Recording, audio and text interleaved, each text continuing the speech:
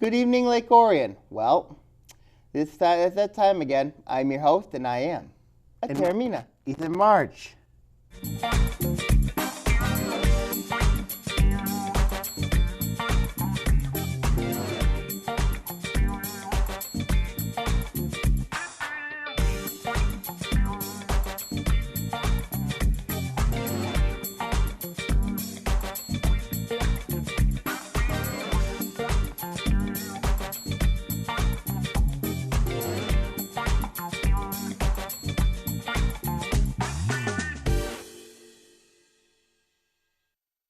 Indeed. Isn't it March? It is March, yes. It's March. It's March. That's March Madness. You wonder why Ian's not here again? Yeah, can't get out of work. What a idiot. What a knickerpoop. You know it's March. Yes, I know. Horizon League tournament's coming up. Yes, it is. NCAA tournament coming up. Yes, it is. So the Horizon League tournament's The coming NCAA up at Joe Louis Arena. Yes. Yes, March Madness is coming up. It's a great time of year. March Madness. Great time of year. Yes, but you got to go through the conference tournaments first. Not if you're in the big conferences. No, well, the big conferences they start later in the week. Right. The mid-major conference tournaments start, I think, this weekend this weekend. Yeah, this weekend. You've got. You want to talk about the Horizon League tournament? It should be a fun tournament. You know. Oakland's got the double bye. So does Valparaiso. So does Valparaiso. Detroit's has to play in the first round. They're the 6th seed though. If they could get by them, they can buy. You kind of feel bad for those having to play on the first day because. I don't. You look at. I like being 2 seed. You look at a team like Wright State. Yes. Who has to play? I think they play UIC first. Detroit plays Youngstown State. Detroit better be aware of Youngstown State. Look at Ian Weatherspoon's responsible for the Tigers' downfall. He is. We got to agree on that. He is responsible for it. Yes, he is. But you look at Youngstown State. Do you think they have a chance at upsetting Detroit? I mean, everybody's got a chance. I mean, there is upsets that do occur in the Horizon League tournament. Do I think this Youngstown State team is going to beat Detroit? I don't think they will. I think Detroit crushed them the first when they were at in their last trip to Callahan. I think there doesn't seem like there's a lot of upset in the closest upset I could see is like a Northern Kentucky beating Milwaukee. But you've got a lot of potentially great matchups in the Horizon League tournament. You've got a potential Green Bay and Milwaukee second round matchup. That's going to be exciting. You've got a potential Oakland-Detroit matchup should Detroit advance. Should Detroit beat Wright State and Youngstown State. You've got a potential Valpo playing the winner of Green Bay or Milwaukee. That's going to be a heck of a game. Valpo and Green Bay played an amazing game on yesterday. I mean, you look at it, you got a lot of special, potentially great matchups that can occur in the Horizon League tournament. Oakland could play Wright State first. They could play Detroit first. You look at Oakland. You know what I mean? How they've had a bad January. Of course, they started off with 3 bad losses to Northern Kentucky, Youngstown State, and Valpo. And then you look at this Oakland team, how they've managed to turn it around. They were 9-1 on the road, but this is more of a home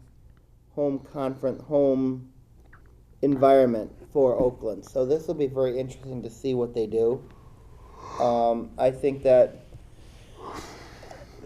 Do you think the Horizon League gets 2 teams, or is it going to be a one bid team? I still believe maybe 2 teams, but it's starting to become a 1-team league. I wish it was 2, but I think it's going to be 1. Got other tournaments to talk about too. Well, I mean, Valpo, they could get at large potentially. That's possible. It's possible. If Oakland were to win the Horizon and Valpo gets an at large, I think that's possible. Other tournaments around the league, of course. What other conference tournament are you looking forward to? Summit League tournament. I always look forward to that. The Elephants actually number 1 in the How league tournament. Ian's IPFW Mastodons? Yes. Doesn't Ian have a wanted poster here? Doesn't he have a wanted poster for failing the Detroit Tigers? Yes, he does.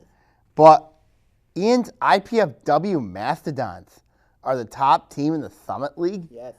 IPFW is 1, South Dakota State is 2. Here's the ironic thing. Look at that. There it is right there. Yeah, look at him. Look at him. See, he's to blame for the Tigers' downfall. He's to blame for IPFW getting the #1 seed in the Summit League. Ooh. He's the one to be blamed for, I think, putting Kwame Kilpatrick in the slammer. He's the one that is blamed. Oral Roberts is actually the 7th seed in the Summit League tournament. I'm not kidding. Wow. South Dakota's 8. Wow. North Dakota State is... Western Illinois didn't even make the tournament. Didn't make the tournament. And they beat Wisconsin early in the year. I don't know if they're the #2 seed in the Big Ten tournament right now, if the season ended today. That's a shame, isn't it? Shocking. I know. I mean, that becomes a really bad loss for Wisconsin. But yeah, Western Illinois did not make it. You look, I think Denver and North Dakota State, I believe, playing. IUPUI is in that mix too. I mean, it's crazy. It's gonna be crazy Summit League tournament. Are there any other teams you think could be a Cinderella team in the making? Though there's not a lot of teams that wow me in the. If one team you had to pick in your bracket for March Madness. Well, we're not going in the NCAA tournament yet. Not yet, but if there's... It all depends on the matchups. The NCAA tournament, as you know, is about matchups. It's about where the selection committee puts you at. If they put you in a good matchup, a great matchup... Who would you put as your early favorite NCAA champion? Early NCAA champion. Yeah, who do you think it would be? Would you put Michigan State as probably the favorite? To be honest with you, no. Even though Michigan State seems to be a more complete team, I would say, it's going to be tough because you look at, there's not really a team that's been that impressive. And that's what makes this tournament very special.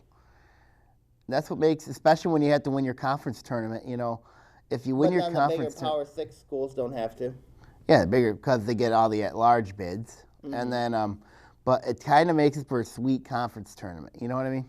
For a sweet NCAA tournament. A sweet NCAA tournament. And then, of course, you have, I think, I call it the NIT, Ian's tournament. Then you have the CIT, then the CBI. I look forward to CIT, CBI. Mm-hmm. I don't know what's going to happen with Oakland yet. I think that should Oakland not make it, I mean, I would definitely say CIT would come calling, maybe NIT. I think NIT would come calling because if you look at the uniqueness of I think the NIT would the hyping up of K. Felder. Yeah, I think the NIT would become calling if Oakland were. You think NIT? I'm still thinking CIT. I think NIT, but that's just me because. Then again, Valpo did win the regular season title. They lose, then the worst thing goes NIT. Yeah, the worst thing goes NIT. Right. But Oakland's got 20 wins, and Wright State's at 19. Mm-hmm. Milwaukee. The Horizon League could potentially see 6 teams in postseason tournaments. Possible. Possible. But do you think Ray McCallum's job's on the line? Ray McCallum's job. Think about it. The expectations at Detroit are that you have to beat Oakland, and you have to be competitive in the Horizon League. Detroit has been in the lower seeds of the league the last 3 years. There's been some criticism over how he's coached talent over there. And also he's not getting along with administration over there either. There's friction between him and administration. So to say that it's Ray McCallum's last year, if he has 1 more year left on his contract. If he leaves, if they decide to buy him out, they have to pay him a lot of money. They can just let him finish his contract and go from there. Do I think Ray McCallum his days are numbered in Detroit? Yes. But when are they going to pull the trigger? I don't know. I mean, he hasn't got the job done in terms of beating Oakland, and they've finished in the lower seed of the Horizon League tournament. They have not made a postseason tournament in a while. So, if you think Ray McCallum's job's the line, you know what I mean? So it could be very, very... It could be very, very interesting. Interesting at Detroit. So it could be. We'll see what happens. Any final thoughts? Well, we'll see what happens. March Madness is coming. Yes, it is. When we come back, we're going to talk about some NHL action and some NBA action here on Between Taorminas on ONTV. When I'm in Lake Orion and I want to catch up on sports, I watch Between Taorminas.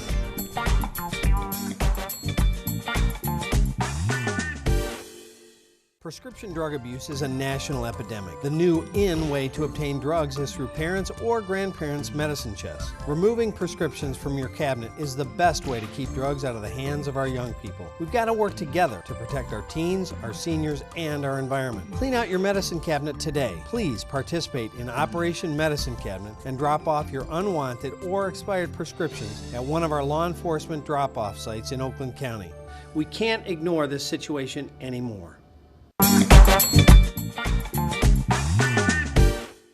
Between Taorminas here on ONTV. You were looking at your phone over what, the NHL? NHL trade deadline.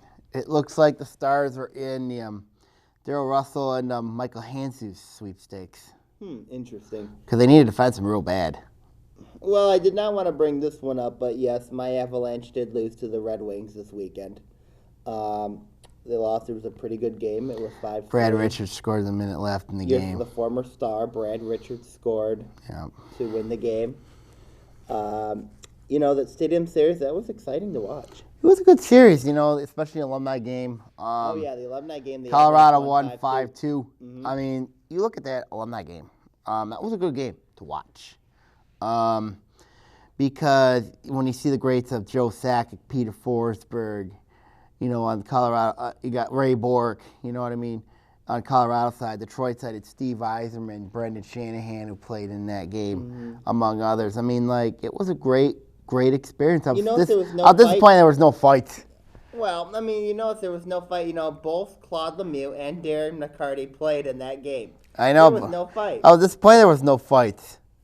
I mean, look, it's the alumni game. It's, Well, everybody wanted to see a fight, you know what I mean, in that game. Because, when you look at the rivalry between Detroit and Colorado, of course, a lot of people are going to look at the fights. Of course, when you have Darren McCarty versus Claude Lemieux, the hit that Claude Lemieux did to Chris Draper, and then, of course, the goalie fights between Patrick Waugh against Mike Vernon and then against Chris Osgood the next year.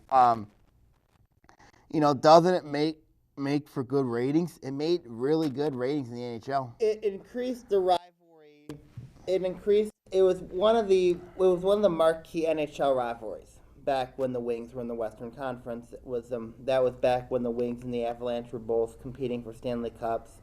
From the 1996 to 2002 era, there was 5 of those cups were either the Avalanche or the Wings, albeit one was the Stars.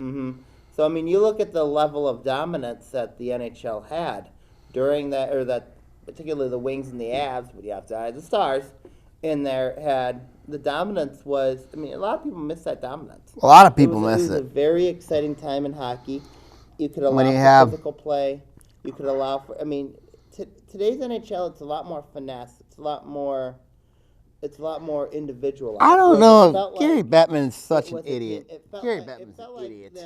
Back in the 96 to about 2003 eras, it was more focused on it was team grinding, physical, let it go, let it all out, let it go type of hockey. I think the league has changed a little bit now because they're seeing a lot of younger. Did the lockout have a lot to do with it? Huh? Do you think? Yeah, I think the lockout does. But you look at Sidney Crosby, Alexander Ovechkin, now in the league. Those are very individualized very young players. And the league is starting to get a lot younger. If you notice the trend, you're getting about 22, 23-year-olds. The veteran guys are about between 28 and 30 years old. You know, even Jaromir Jagr's the oldest player in the NHL. But, you know, I think Unbelievable it's he's trending. played that It's long. changing. The league has changed, and it's, you know, and a lot of teams have went through different routes. Of course, a lot of people are going to say, has Detroit, have they been consistent? No. I mean, because we know Wings did not play a good Colorado's game. gotten younger. Yes. Colorado's gotten much younger. Of course, you know, Dallas, we all know that story. When they went through the bankruptcy, they went through the adversity and the problems that they've went through. So, you know, the league has totally changed, and it's a younger game now. But back in the game, it felt like the Avalanche were outplaying the Wings. They at were times. until that third period. Right. It seems like the third period seems to be the Avalanche kryptonite. It really has the entire season. And it's really been bothersome for Colorado because for Patrick Waugh, because Patrick Waugh wants to be an aggressive team, Right. very aggressive team. Right. And you kind of want to look at maybe it's their conditioning. I don't know if it's their conditioning or if it's their mindset where they're just getting outplayed in the third period. You know what I mean? That's a huge problem. Right. But Huge the problem for a Wings lot of got teams. 2 big points. But they're in the wild card just like the Avalanche. Going forward, do you think, how does this impact both teams? For Colorado, I think Colorado's fine, even though they got to deal with Minnesota. That ain't going to be easy. That will not be an easy at all. Of course, you also got to deal with the Pacific Division teams coming up. Of course, that's not going to be easy as well. Of course, I don't see Colorado catching the big 3: Chicago, Dallas, or St. Louis. Never say never. But I just think that I think Colorado's going to be battling to get in the playoffs this year. And for Detroit, you got 2 teams trying to chase them, New Jersey and Philadelphia. And then, of course, I think for Detroit, I think this was bigger for them than it was for Colorado. You think? Uh-huh. I don't know about that one. Now, the Wings and the Stars play. What do you think about that matchup? Stars have really been struggling. Of course, defensively, it's been a complete disaster. That's why I've been so nervous in the trade deadline. You know, like, if the Stars need defense really bad. The scoring, they have the scoring. But the problem has been their defense. And, you know... You're giving up a lot of goals. Giving up a lot of goals has been a huge problem. I know Detroit, they're not a team that likes to score a lot of goals, but they do have 2... Their power play. Their power play's been an issue. Both Wings and the Avs, they had issues with power play. Right, but I just think when I look at the game between the Stars and Detroit, I just think Jamie Benn and Tyler, this is a big game for Dallas because now they were first yesterday, and now today they're third in the Central Division. If the Stars can win tonight against Detroit, they're back up in top of the Central Division in the Western Conference. So I think this is a more bigger game for the Stars than it is for the Red Wings. I think it'll be a big game for both teams. I think the Stars win tonight pretty convincingly. You think the Stars win pretty convincingly? They're mad. They're upset. I think the big game. I think it's gonna be a big game for Jamie Benn and Tyler Seguin. I think, but also the play of Val Nichushkin has really been there for the Stars. Of course, Jason Spezza. Of course, remember they got screwed against New York. Had a goal call back in that game. I think in the game with Detroit, I just think that if basically the key is if the Stars can get through that defense without expecting that they would, I think the Stars are going to create some damage tonight against Detroit. We'll have to see what happens. Any final thoughts about the NHL trade deadline? Well, I'm curious to see who the Stars get. I mean, if they it's stay 3 put, I'm o'clock. going to be disappointed. It's 3 o'clock, yes. The trade deadline goes till 3 Yep. o'clock. Yep. I know the Avalanche have made some moves. So I know they made some moves. I think they're buyers too, but I think it makes sense for the Stars to be a team of destiny. All right. When we come back, ladies and gentlemen, we're going to talk about something. All right, I'm Between Taorminas on ONTV.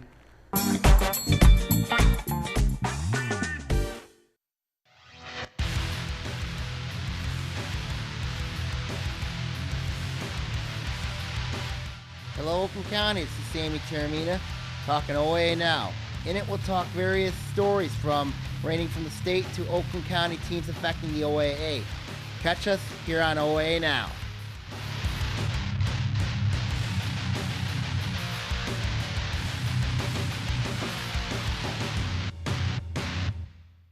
Hello, Lake Orion. It's Anthony Taormina, co-host of Between Taorminas. I want to let you know of a new show called History Now. In it, we're going to talk about global, national, and political events that occur in our lifetime. We're going to also have guests and also have co-hosts as well, and also plenty of surprises. Catch us on History Now here on ONTV.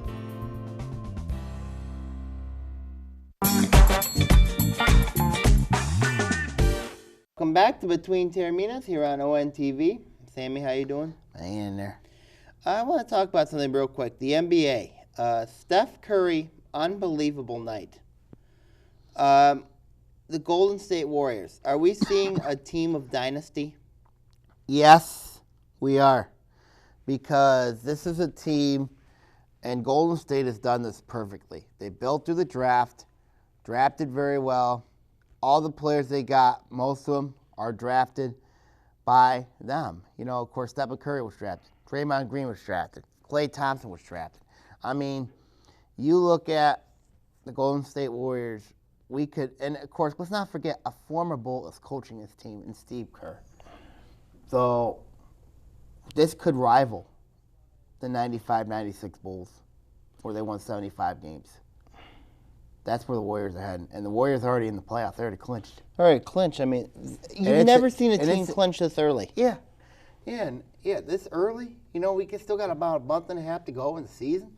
And that's in the tough Western Conference. San Antonio? San Antonio's been playing awesome, too. I mean, I feel like San Antonio has been playing some of their best basketball. They've been eclipsed, in a sense, by Golden State. I think San Antonio, when healthy, can give Golden State a lot of problems. They can. The problem is Stephen Curry basically can shoot literally anywhere from He can shoot anywhere. He shoots anywhere. Basically from. I've never seen a shooter like this. The weakness of Curry, I think, is basically if you get him from underneath the half-court line, you know what I mean? If he's right over, his range basically is between the three-point line and the half-court line. That's his range. And I don't think he could shoot anywhere from near Do you have to aggressively guard Steph Curry? You're going to have to. But the problem is these new rules of the NBA gives leaning to the superstar, and that's BS. But nonetheless, Golden State, does the Golden State have a chance to repeat as NBA champs? Yeah, they do. Yeah, they do. But the question is, is there a team? I think San Antonio can definitely knock off Golden State. But nobody else in the Western Conference can touch them right now, beside the Spurs.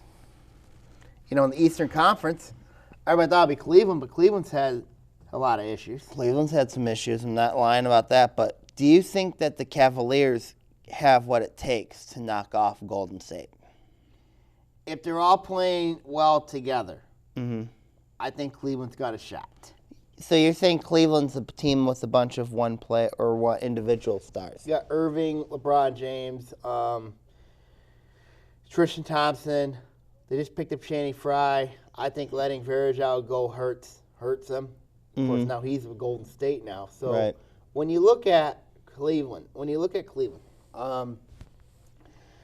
if any team in the Eastern Conference that can give Golden State a huge series, it'd be Cleveland. Even though they lost in the NBA Finals last year to them, I think that Cleveland gives them the best chance to knock off Golden State because they do have some matchup problems. Even though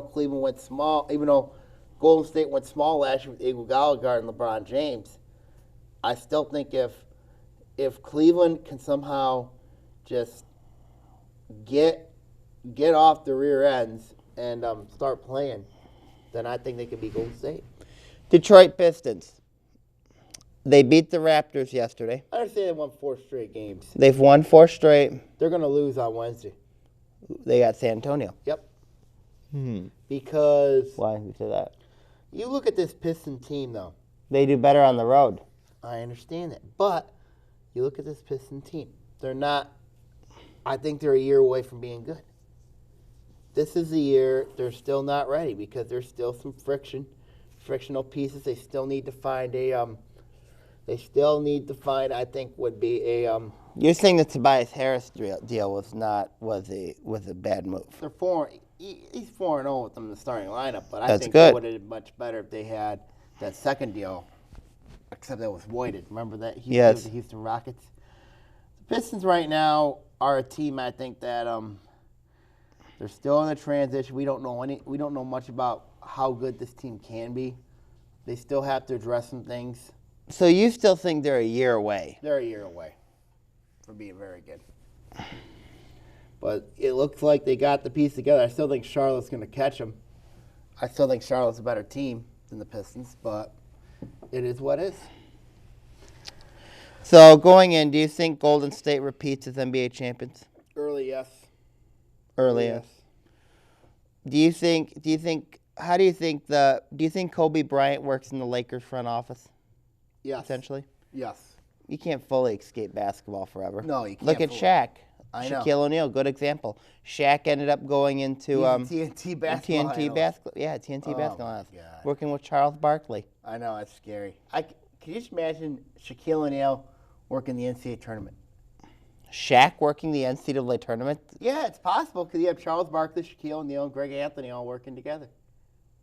Think They do Shaq merge would with want- TNT. You know what I mean? Yes, they TNT do. does cover NCAA tournament games. Yes. That would be interesting to see Shaq cover the. I think that would be awesome, to be honest with you. You wonder if the Diesel would be willing to do it?